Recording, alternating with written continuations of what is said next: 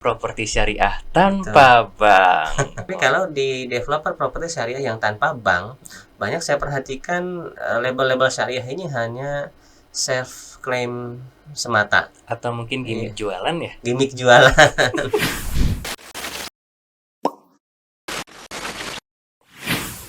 Ustadz Ahmad, bagaimana kabarnya? Alhamdulillah. Baik.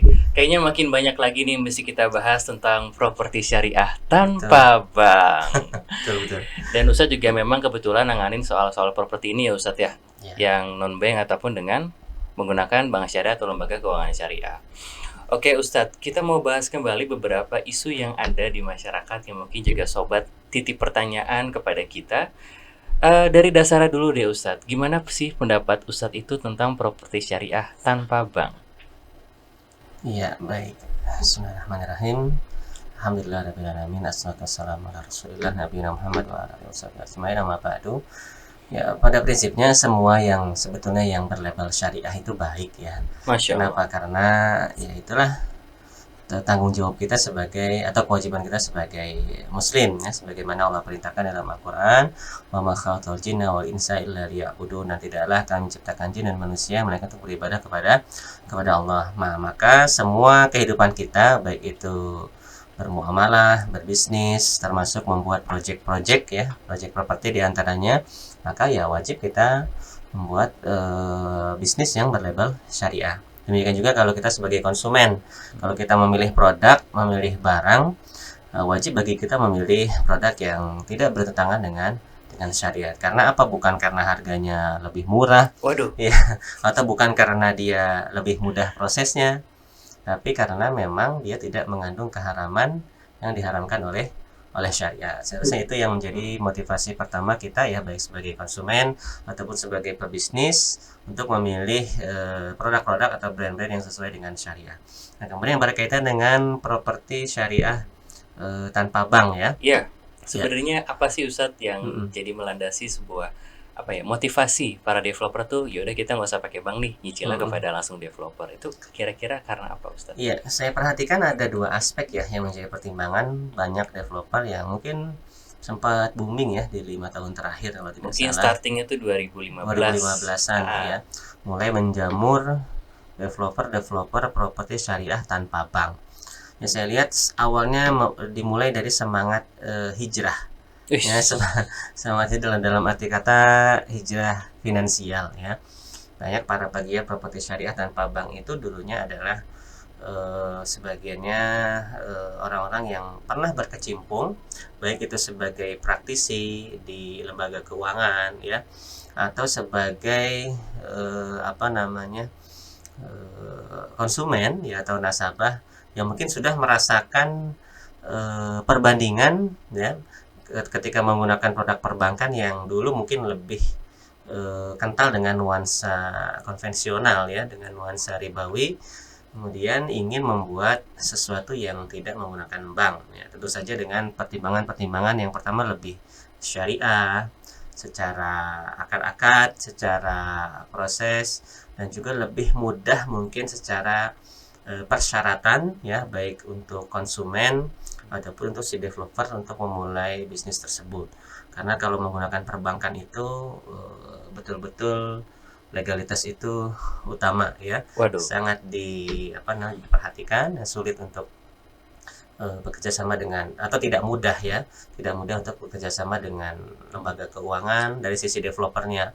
Dari sisi konsumennya pun banyak persyaratan yang mungkin harus dipenuhi, baik itu persyaratan legal pribadi, kelayakan finansial ya, kolateralnya. Nah, itu banyak persyaratan seperti itu. Nah, mungkin berangkat dari sini, dari semangat hijrah ke hal yang lebih syariah, bisnis yang lebih syariah, produk yang lebih syariah, kemudian memudahkan proses baik untuk dari sisi developernya maupun persyaratan konsumennya, maka menjamurlah banyak developer properti syariah tanpa bank. Mungkin Masya itu. Allah. Iya. Oke Ustadz, berarti apakah kita bisa disclaimer bahwasannya properti syariah tanpa bank itu lebih syar'i atau lebih syariah daripada bank syariah yang sekarang? Iya, kalau pertanyaan seperti itu mungkin perlu dilihat satu persatu ya. Oke. Karena untuk klaim bahwasanya sebuah entitas itu syar'i atau tidak, maka harus ditinjau atau dilihat dari seluruh aspek, dari mulai sisi produksi, pembuatan PT-nya, pengadaan barangnya, lahannya, kemudian tata cara pengolahannya, tata cara marketingnya, sampai permodalannya, akad-akad penjualan itu semua harus diverifikasi, harus Turunannya tuh diaudit, banyak ya iya Ustadz ya. harus apakah itu sesuai syariah atau tidak. Karena ketika orang menyematkan label syariah, nah ini banyak maksud ya, banyak maksud yang tentu saja diantaranya lebih menjaring pasar muslim Iya. ya, apalagi yang tema-tema anti riba. Nah ini tentu saja lebih mengundang minat ya bagi masyarakat yang dalam tanda kutip masyarakat hijrah ya, hijrah finansial, masyarakat yang sudah anti riba ya. Nah maka ini untuk menilai syar'i atau tidaknya, atau sesuai syariah atau tidak, itu harus dilakukan proses audit atau proses verifikasi ya, dari mulai produksinya, permodalannya, pembuatan PT-nya, marketingnya, konstruksinya, kemudian akad penjualannya, itu semua harus dilihat, ditinjau apakah sesuai syariah atau tidak gitu. Berarti itu dari dasar banget ya Ustadz ya. Beberapa hal harus dilengkapi dan lainnya apakah sesuai dengan standar syariah atau tidak. Nah, ngomongin soal standar syariah ini, biasanya memang kalau di bank syariah kan tetap pasti pakai BI checking dong Ustadz. Itu sebagai pagar pertamanya lah, kira-kira konsumen ini layak atau enggak. Nah, kalau misalnya dicicil ke developer itu kan labelnya nggak pakai nih, tanpa BI checking. Terus si developer ini kira-kira saringan pertamanya pakai apa Ustadz kalau nggak pakai BI checking? Nah itu saya sendiri bingung.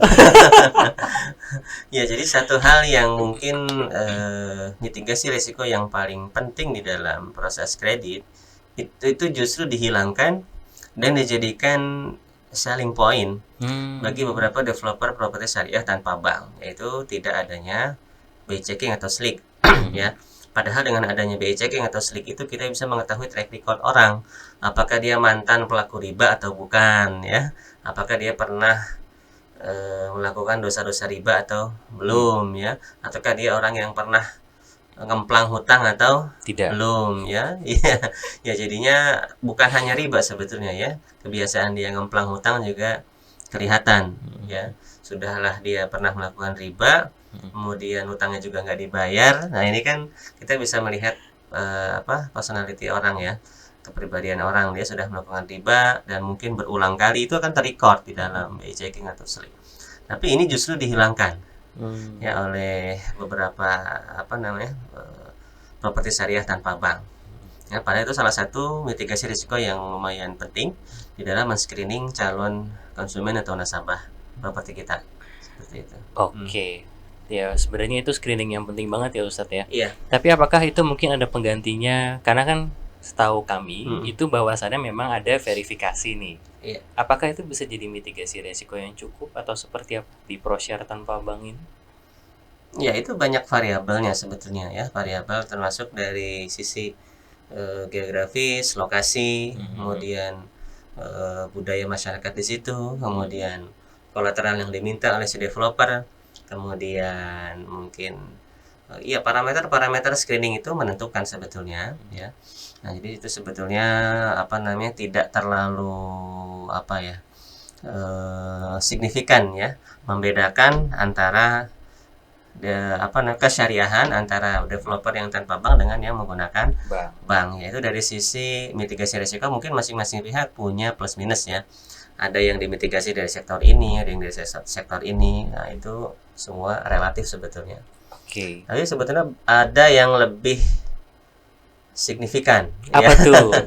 Yang membedakan antara properti syariah tanpa bank dengan bank. Dari sisi ya, apa dari sisi syariahnya. Oh. Ya, dari sisi syariahnya. Apa tuh Ustadz berdasarkan pengalaman Ustadz? Ya, jadi kesungguhan para pelaku bisnis ya di dalam menerapkan pola-pola syariah ini, menurut saya justru lebih aman dengan yang menggunakan perbankan syariah. Wah, timbullah pertanyaan. Kenapa Ustadz lebih aman melalui bank syariah daripada nyicil? Ya, kenapa? Karena melalui lembaga keuangan syariah yang legal secara aturan pemerintah itu sudah melalui proses audit dan screening yang ketat untuk label syariahnya. untuk label syariah itu. Jadi harus mendapatkan rekomendasi dari DSN MUI, kemudian harus memiliki seorang dewan pengawas syariah, kemudian aturan perbankannya pun harus sesuai dengan aturan legal syariah yang berlaku gitu. Jadi brand syariah ini bukan sekedar klaim pribadi, tapi betul-betul ada prosedur, ada aturan yang memang melakukan kontrol terhadap sistem syariah tersebut. Jadi ketika ada penyimpangan, maka itu bisa segera diketahui dan diperbaiki seperti itu. Masya Allah. Tapi kalau di developer properti syariah yang tanpa bank, banyak saya perhatikan label-label syariah ini hanya self claim semata, atau mungkin gimmick jualan ya. gimmick jualan bisa dibilang seperti itu, karena bukti mereka sesuai dengan syariah itu tidak ada data, tidak ada hasil audit apakah betul dari proses dari mulai permodalannya, dari mulai cara akuisisi lahannya, dari mulai cara produksinya, konstruksinya, dan akar-akarnya itu sesuai syariah atau tidak didukung dengan data-data valid, ya, tidak dilakukan audit, tidak dilakukan pengawasan, jadi hanya sekedar gimmick jualan. Karena di Indonesia ini memang nanti kedepannya akan diperketat ya, terkait perusahaan-perusahaan yang akan menggunakan label syariah itu harus memiliki seorang dewan pengawas syariah. Cuma sekarang mungkin belum. Yang kedepannya perusahaan-perusahaan yang menggunakan label syariah itu tidak sembarang, nggak boleh main nempel label syariah itu nggak bisa, harus mengikuti aturan yang berlaku, dari mulai aturan undang-undang PT gitu kan. Kalau perusahaan berlabel syariah harus memiliki seorang dewan pengawas syariah, kemudian dewan pengawas syariahnya pun harus tersertifikasi ya di LSP lembaga sertifikasi profesi bahwa dia adalah seorang dewan pengawas syariah dan mendapatkan surat rekomendasi dari DSN MUI seperti itu. Artinya sebenarnya sistem pendukung itu udah mulai banyak ya Ustadz. Iya. Tinggal dari pelaku bisnisnya aja nih, kira-kira apakah ingin mengikuti semua atau bagaimana. Iya. Oke Ustadz. Jadi berdasarkan itu, maka menurut hemat saya memang kesesuaian dengan syariah itu lebih aman menggunakan sistem yang sudah dibuat oleh pemerintah. Seperti itu, ketimbang kita membuat atau memilih, kalau kita sebagai konsumen ya, memilih produk-produk yang mereka klaim pribadi, mereka sesuai dengan syariah, itu belum bisa dipertanggungjawabkan apakah betul-betul bisnisnya sesuai syariah atau tidak. Jadi lebih ke arah gimmick marketing. Betul seperti yang Bapak sampaikan. Oke, kita lanjut lagi Ustadz. Ngomongin soal properti syariah tanpa bank ini, berdasarkan yang kami pantau, sebenarnya developer ini kan pegang dua fungsi ya. Selain mendevelop, mereka juga sebagai lembaga keuangannya atau sebagai financingnya. Kira-kira itu aman nggak sih Ustadz dari mata konsumen dengan dua model seperti ini? Iya. Nah, justru itu ya. Justru itulah tidak mudah sebetulnya untuk kita menjadi seorang developer properti tanpa bank ya. Jika memang tidak di backup dengan manajemen yang bagus, tim keuangan yang bagus, kemudian sistem yang baik ya, maka kemungkinan akan lambat laun akan jatuh. Kenapa? Karena mereka menjalankan dua fungsi sekaligus, yaitu fungsi sebagai produsen, yang kedua fungsi sebagai seorang pemberi pembiayaan atau financing. Nah, itu harusnya dipisah itu manajemennya. Tapi fakta yang kita lihat di lapangan justru apa? Bergabung. Iya, justru banyak developer properti syariah yang membuat bisnisnya mungkin dengan gimmick-gimmick modal minim. Ya, bahkan banyak beberapa seminar yang untuk menjadi developer properti syariah tanpa modal. Waduh. Atau bahkan modal dengkul. Waduh. Nah, ini mungkin bisa dipertanyakan ya secara trustnya. Bagaimana mereka mengelola sebuah bisnis yang nilainya besar ya, kemudian modal yang nilainya besar, kalau mereka tidak memiliki manajemen atau di backup dengan permodalan yang kuat. Ini tentu menjadi pertanyaan, akan apa yang mereka gunakan? Setelah saya perhatikan beberapa developer properti syariah yang tanpa bank itu ya, jadi banyak triki yang dilakukan. Ya, contohnya misalnya untuk akuisisi lahan, modal lahan ya, Nah, ini mereka melakukan ini yang paling banyak dilakukan. Oh, Ya, berdasarkan survei yang saya pribadi lakukan ya. Beberapa developer itu rata-rata membeli lahan ya dengan cara tidak tunai, nyicil, nyicil. tempo. Iya, jadi mereka membayar misalnya hanya nilai yang kecil, misalnya 10 juta rupiah untuk nilai lahan yang besar, misalnya nilai lahan 1 miliar. Nggak ada 1% ya dong? Nah, itu dia. Iya, jadi rata-rata seperti itu, 10 atau 20 juta untuk nilai lahan yang nilainya miliaran. Misalnya 1 miliar lah. Nah, diakadkan situ misalnya akan dilunasi selama 1 tahun dengan waktu yang pendek. Ya, dengan waktu yang pendek 1 atau 2 tahun lah seperti itu. Nah, di sini mereka meyakini bahwasanya dengan sudah membayar nilai 10 juta itu, tanah sudah menjadi miliknya. Wow, Sehingga mereka merasa berhak untuk memasarkan produk lahan tersebut. Mereka buatlah copywriting, buatlah blog jualan. plan, jualan, rekrutmen marketing freelance, seperti itu. Akhirnya banyak masyarakat yang tertarik. Karena apa? Karena gimmick-gimmick syariah tadi, tanpa bank, tanpa riba tadi ya. Setelah masyarakat banyak yang membeli produk tersebut karena terpengaruh oleh gimmick-gimmick syariah tadi, ya ternyata banyak modal yang harus dikeluarkan oleh si developer. Baik itu untuk pelunasan lahan yang waktunya semakin dekat, untuk membayar fee marketing, untuk operasional, kemudian untuk perizinan, modal konstruksi ya. Ya, Nah, itu dari situ rata-rata mulai Goncang-ganjing goncang di situ. ya, mulai goncang dan banyak kejadian lahan tidak bisa dilunasi. Sehingga ketika jatuh waktu tempo pembayaran setelah 1 tahun atau 2 tahun, pemilik lahan mengambil kembali lahannya, mengunci kembali lahannya ya. karena merasa bahwasannya si developer ini kurang bisa Ya, mengelolanya. karena one prestasi dianggapnya, Iya, one prestasi harusnya dilunasi ternyata tidak bisa karena terkendala cash flow tadi ya. Karena dijualnya dengan sangat murah, bahkan DP pun bisa dicicil ya. Sehingga nah ini kesalahannya, poinnya bukan di situ sebetulnya. Poinnya lebih ke arah tidak tahu apa titik kepemilikan lahan. Iya, kepemilikan lahan. Jadi dengan membayar sekian juta rupiah dari nilai yang sekian miliar, dianggap mereka sudah memiliki lahan tersebut ya. Padahal secara aktivitas sendiri mereka tidak berani untuk mengeksekusi lahan tersebut. Kita bisa lihat. Nah, ini yang menjadi jawaban dari dulu saya dari tahun 2015 ya. Masya Allah. Dari tahun 2015 ketika melihat iklan-iklan properti syariah itu, ketika saya survei, kok masih hutan ya? Ya, kok masih pohon-pohon. Iya Pak, nanti rumahnya sebelah Iya, sana. Samping rumput-rumput pohon. ya, masih lembah, masih pegunungan, masih Itu seperti 2015 ya Ustaz? Ya, di tahun sekitar 2015-an. Waktu itu untung saya nggak jadi beli. Oh, Iya, saya nggak jadi beli. Nah, alhamdulillah. ternyata kira-kira mengapa coba? Kenapa si developer padahal dia sudah bayar dan dia meyakini bahwa dengan membayar cicilan tersebut tanah sudah menjadi miliknya, kenapa dia tidak berani melakukan aktivitas apapun terhadap lahan? Karena mungkin mereka juga, ya saya juga baru DP sekian, gimana mau saya kelola lebih gitu. Iya, harusnya kan kalau kita merasa milik, boleh nggak kita melakukan tindakan Boleh. terhadap barang yang kita miliki? Iya boleh kalau sudah merasa milik. Iya, harusnya boleh, tapi mengapa tidak berani? Nah itu Ustadz yang kita mau tanyain. Nah, inilah sebetulnya tanda ya ketika seseorang itu sudah memiliki barang atau belum. Nah, jadi tanda kepemilikan itu ada dua.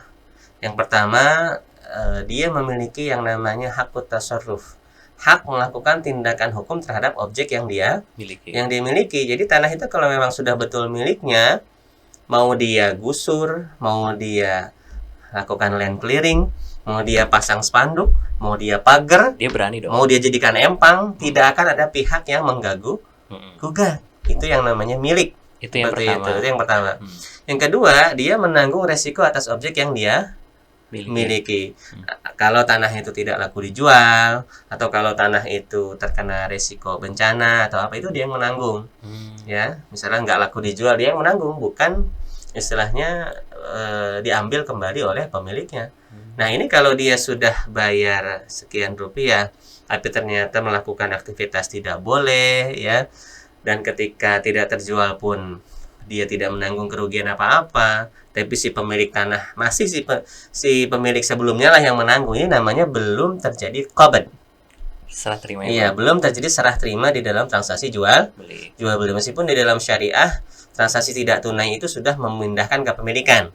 Jadi kalau Anda beli barang ke antum secara cicil, kredit, barang itu sudah menjadi milik Anda meskipun Anda belum Bayar, lunas. Ya, tapi ada titik yang namanya qabd, serah terima. Itu titik perpindahan resiko barang, ya. Nah, titik perpindahan resiko ini yang dinamakan dengan qabd ini itu berbeda-beda setiap barang. Kalau handphone mungkin tinggal kasihkan saja barangnya, kardusnya gitu kan. Kalau tanah masa dikasih? Iya. Kalau motor mungkin tinggal dikandangin motornya, kemudian diserahkan surat-suratnya seperti itu. Nah, kalau tanah, nah maka titik qabdnya sebuah transaksi jual beli menyesuaikan uruf, ya, kebiasaan di masyarakat atau di negara tersebut, bagaimana tata cara serah terima barang tersebut. Maka qabdnya tanah adalah dengan adanya tools legal, tools hukum yang menunjukkan si pembeli itu boleh melakukan tindakan hukum terhadap objek tersebut. Maka itu sudah terjadi serah terima. Entah apa itu toolsnya, apakah BPJB ataukah AJB ataukah SHM ataukah surat kuasa jual ataukah apapun, ya, selama tools itu secara legal di Indonesia berhak atas kita untuk melakukan tindakan hukum terhadap objek yang sudah kita beli itu, maka itu sah sebagai tanda serah terima. Nah, inilah yang tidak diindahkan oleh beberapa developer properti syariah yang sejak awal-awal munculnya, boomingnya developer properti syariah tanpa bank, ya, membayar sebagian nilai dikira sudah dimiliki, ternyata mereka jual, kemudian tidak terpenuhi ketika jatuh tempo pembayaran, akhirnya lahan diambil kembali oleh pemilik lahan, kemudian konsumen menuntut dan dipenjara.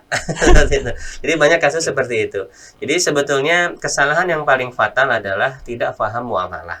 Itu dasarnya banget. Ya, itu dasarnya banget. Jadi mereka tidak paham konsekuensi qabd pada objek tanah, ya, pada objek tanah, sehingga status mereka jualannya adalah menjual barang yang belum dimiliki atau belum dikuasai, padahal dilarang oleh Nabi Shallallahu Alaihi Wasallam.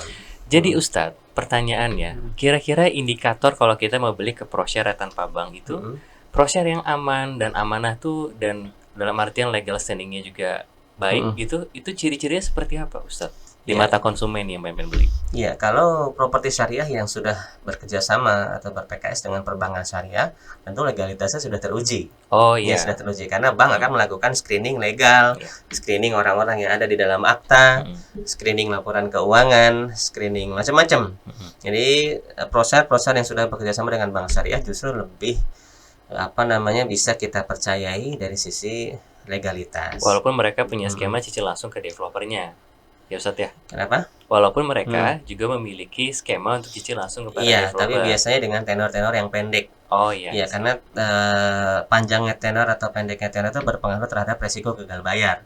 Gitu. Biasanya developer yang dengan bank sekalipun masih menjual dengan skema cicilan langsung.